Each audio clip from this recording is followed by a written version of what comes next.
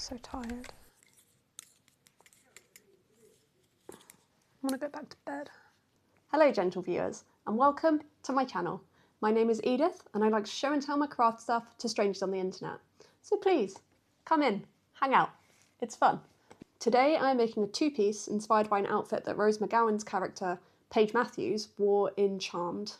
As always, this is not a tutorial. I am very much still learning and would welcome any advice that anyone has on how I could improve. With that said, let's take a look at the outfit that inspired this make. So immediately worth saying, I think, this top is really see-through and doesn't actually fit Rose. We'll come back to that. On the panels, either side of the button placket, the fabric has a really beautiful broderie anglaise design. That could have been stitched on afterwards, but I don't think it was. It looks very integrated in the fabric, and it doesn't look like the fabric is pulling on it, as if it's been sort of inserted as a panel. A really good thing to make something like this would have been a vintage broderie tablecloth. I don't have one of those, unfortunately, but that kind of large-scale broderie design with a lot of space around it is, you can find that pretty well on vintage tablecloth. Really sorry if you can hear my dog moaning. I've had to imprison him because he won't stop jumping up at what I'm doing, and he is fuming. The skirt is knee length and not too heavy, even though it is gathered and tiered. It's difficult to find a balance when you are tiering and gathering a skirt between fullness and flowy relaxation. I'm gonna have to do some maths and some trial and error maybe. I love that there is a light peplum on the bottom of the top. I think that it echoes the tiers of the skirt really well and is one of the main reasons that this whole outfit has the continuity of a dress, even though it is a two-piece. Part one, focusing on the skirt today. I'm going to be using this pattern. It's the McCall's M8306, and it is a reproduction, so it was reprinted in 2022 and is still generally available in shops. You can go and buy this quite easily. I'm going to be making the views A and C, and today I'm going to be focusing on C, which is the skirt. I found it quite difficult to find broderie fabrics with panels that were as big as the ones on the top. So I'm just using like a borderline disrespectful amount of trim over the whole garment to pay respect to that feature of it. The material that I'm using for this is a whole bunch of cotton lawn. It is pre-washed, pre-ironed. It's actually quite see-through, I realised once I got it out. It is 80 GSM, so of course it's see-through, but we'll see what we can do. I also have elastic, 32 inches from waist. Let's measure. So I'm gonna cut off 9 inches altogether from the overall length of the skirt. Adjustments must be made. Calculate how much to take off of each one so that we get 9 inches less overall. I did a whole bunch of maths. Percentage decrease went on for ages about the different sums and things that I was doing to work out how much I should reduce each of the panels by. And reduce the width by 34%. And I haven't included it all because frankly it seemed kind of boring. Another 15%.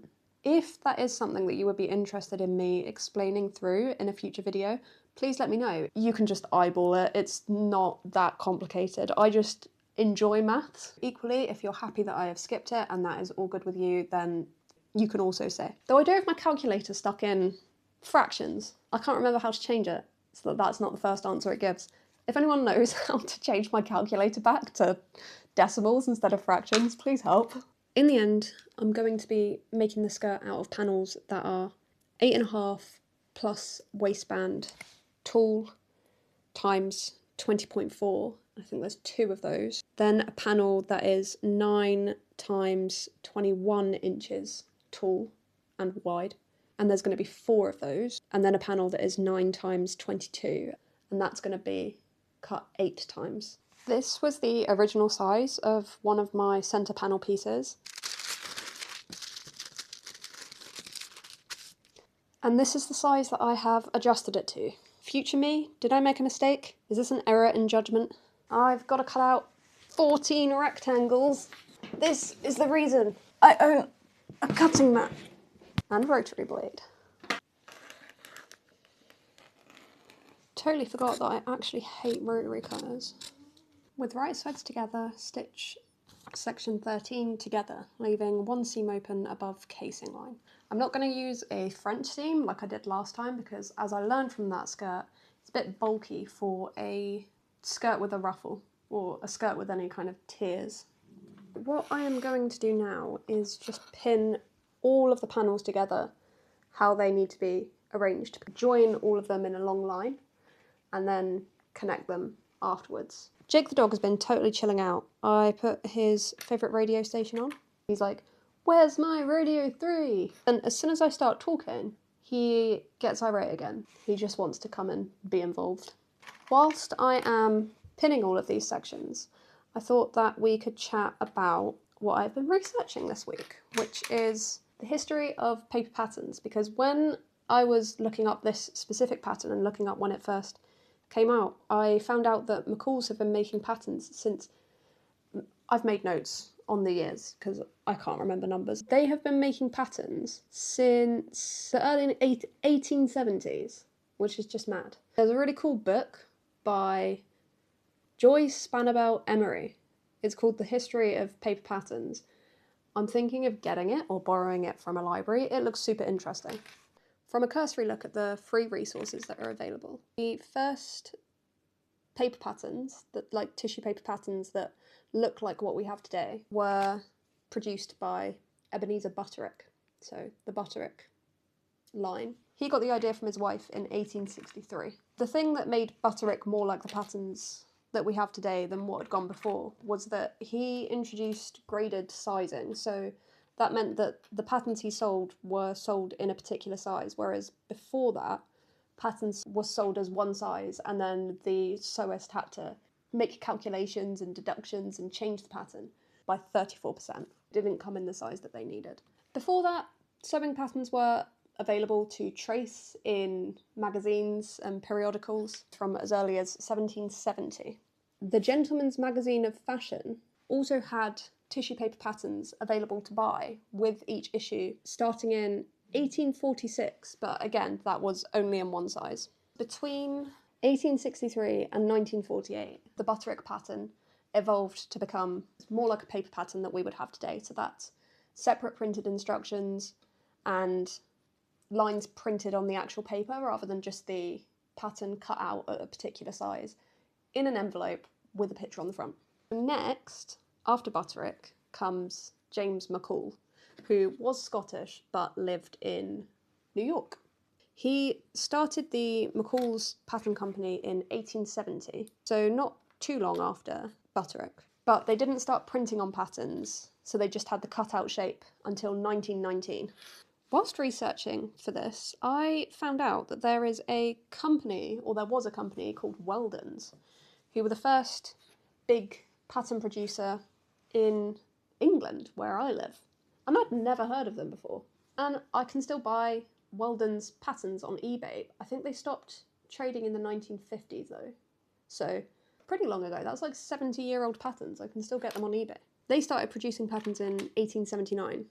In 1914, the Vogue Pattern Company was formed after Condé Nast, is that how you pronounce it? They bought the Vogue magazine in 1909. And then from 1916, Vogue paper patterns were available to buy in shops. Then in 1961, Butterick bought them. So 1961, Butterick now owns itself and Vogue, and you also have McCall's. Simplicity finally show up in 1927. They're making budget patterns, that's their angle. They traded in 60 different countries. I also found out whilst researching that Simplicity had a side hustle producing Dubarry patterns for Woolworths. I miss Woolworths. Do you have Woolworths in other countries? Is that a UK thing? It's not anymore. They're gone. And that leads me on to the next section of the story. Butterick bought Vogue in 1961, and in 2001, McCall's bought Butterick and Vogue. They bought Butterick, so they bought both of them. So McCall's now has McCall's, Butterick and Vogue, and you've got Simplicity. McCall's was then bought again in 2017 by a company called CSS Industries, I think?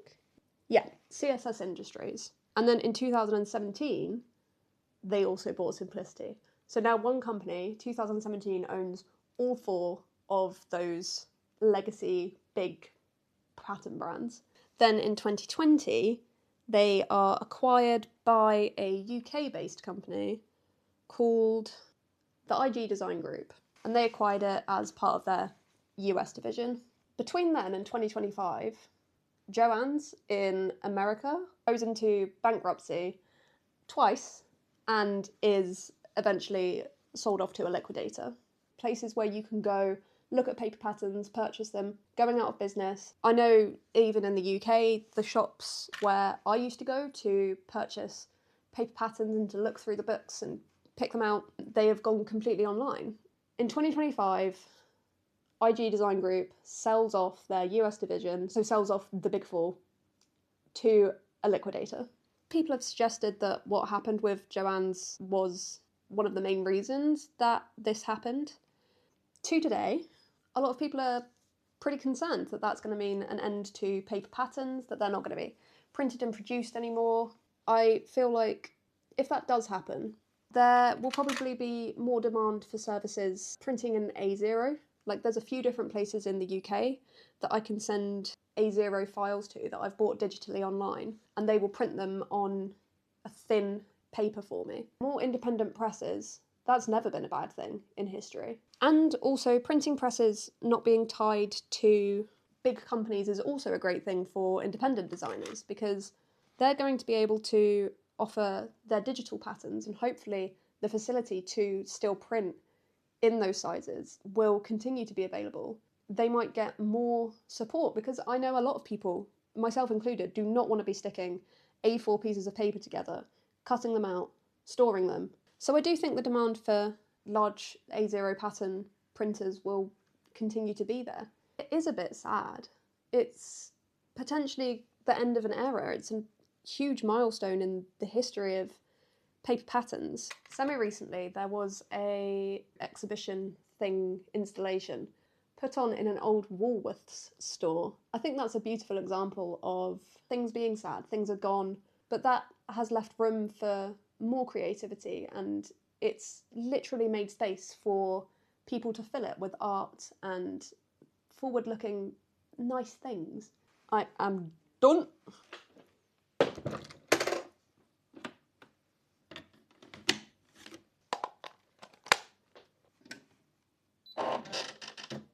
I'm gonna sew all of these panels together to get 3 circles. I took a break. I played with Jake, hydrated, ate some dinner on the sofa, because I always eat dinner on the sofa when I'm home alone. And now I am ready to gather some ruffles. I finished the seams off with the Hong Kong finish, which I learned about on a From Carly B video. It's smooth on your skin and looks tidy like a French seam, but it's way less bulky. I think I'm gonna hand gather, do a hand gathering stitch, because I just always find that a lot better. The machine I find is not very, I just don't like it. I also pressed all of the panels in half and pressed out like the midline so that I could see where the middle of each panel was. That can help me to just visualize it a bit better and make sure. I'm going to leave one of the panels on the middle section ungathered to use as a guide for the bottom panels. Just to illustrate what I am talking about with this panel situation, I've started the gather stitch here, just past the seam on this panel, and then I've ended it just before the seam on the next panel. And then I'm just gathering it so that it's short enough to cover 1/4 of this panel, which I can tell which is the quarter because I've pressed out that centre mark. And then I'll close off this gathering stitch here, knowing that there is the amount of room on that thread that I need to distribute the fabric between. I have gathered, I'm going to distribute them how I want them. I'm going to baste them and then stitch them using a straight stitch. I'll probably zigzag stitch the edges so that they don't fray. It is a fresh day, we are here.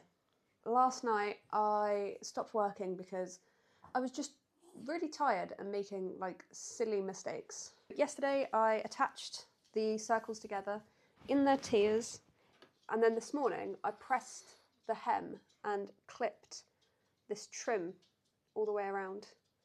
So I will get that sewn and then move on to the waist, which is the last bit left to do.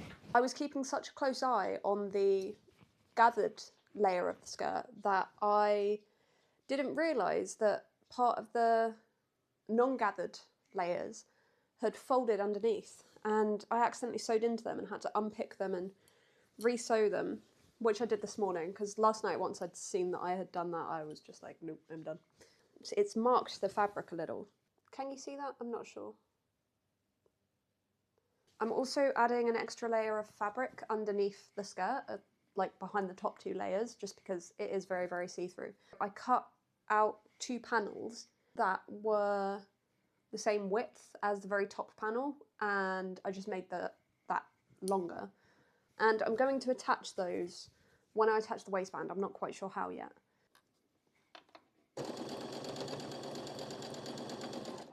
The hem came out so pretty. I love it. It's very good. It wants 3 separate casings for elastic, and the elastic that I'm using, as per instruction, is 1/4 inch wide. Press upper edge of skirt to inside fold line, turn under 1/4 inch. On raw edge, stitch close to inner pressed edge. To form 3 separate casings, stitch again 1/2 inch from the first stitching and 1/2 inch from folded edge. So the casings are 1/2 inch wide, this is 1/4 inch. I think it's going to be cool. What I have decided upon with the underskirt is this. I was playing around with it and I thought, oh, this is really see-through up here, you're going to be able to see all the elastic channels and... So what I think I'm going to do actually is, because it's not a particularly thick fabric, I'm going to just actually completely line it up so that there's underskirt in the waistband as well, and then thread the elastic on top of that so that this double layer of fabric then covers the elastic channels from the outside. Does that make sense? I thought I would just show you the outfit that I took Jake down in.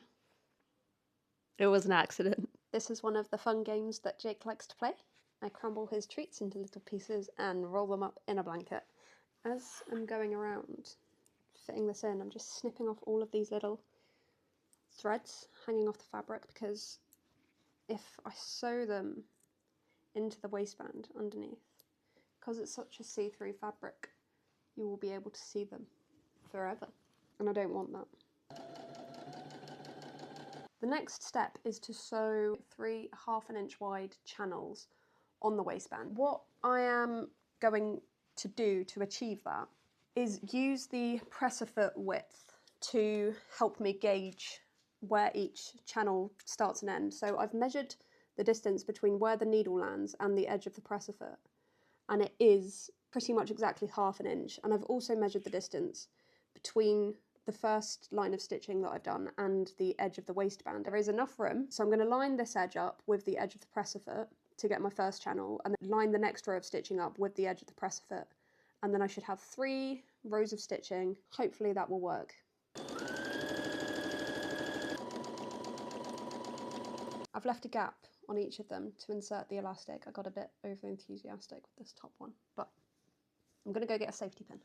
I have cut 3 pieces of 1/4 inch wide elastic that are comfortable around my waist, plus like 1.5 inches maybe, so that I can really securely overlap them, because I feel like where they're so thin, they might unravel. I'm going to now attach them to safety pins and hope those safety pins fit comfortably through those channels. I'm concerned. The top one's the most risky, so let's see if it's going to go through that one.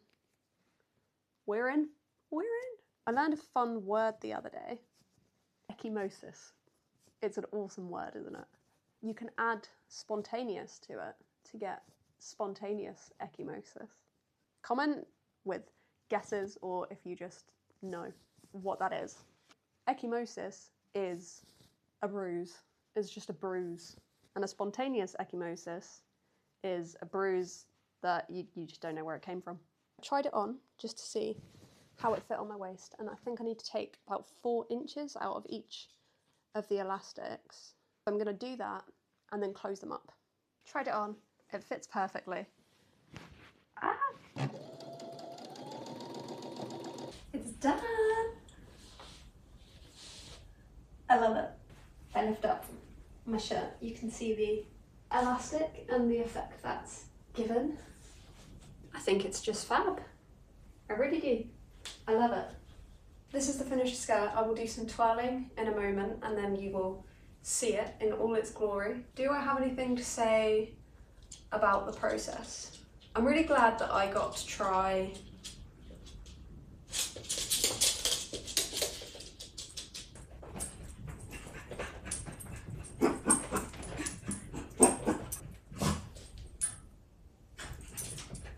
oh, here's the underskirt.